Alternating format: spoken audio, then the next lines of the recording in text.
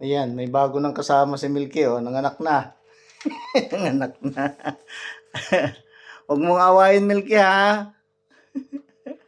Nakita ko kasi doon sa daanan, eh. Munti ko na nga masagasaan. Kawawa naman. Ayan, inuwi ko. Sana hindi awayin ni Milky. Milky, wag ka awayin. Kay maliit pa yan, ha? Ang cute, eh. Ang ganda rin ng kulay, oh. Ano mo naman, oh. Ang liit.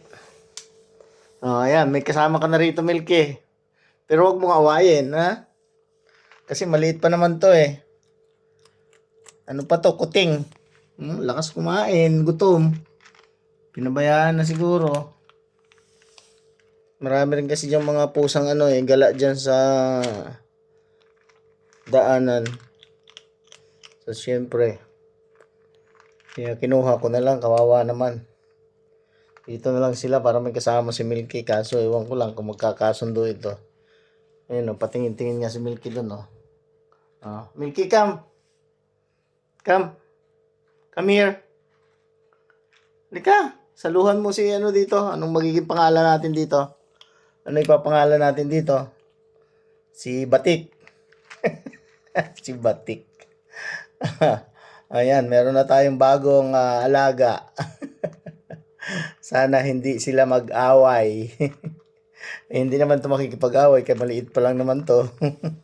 Ayan, gutom na gutom. Gutom na gutom. Sige, fight. Kain. Eh, pag inaway ka ni Milky, yan ang problema. Ayan na, guys. Ang ating bagong pet. Kawawa naman kasi ano pa siya. Kuting pa siya, eh. Mamatay lang doon sa labas. Kawawa naman. Kaya kinuha na lang natin. Thank you so much for watching.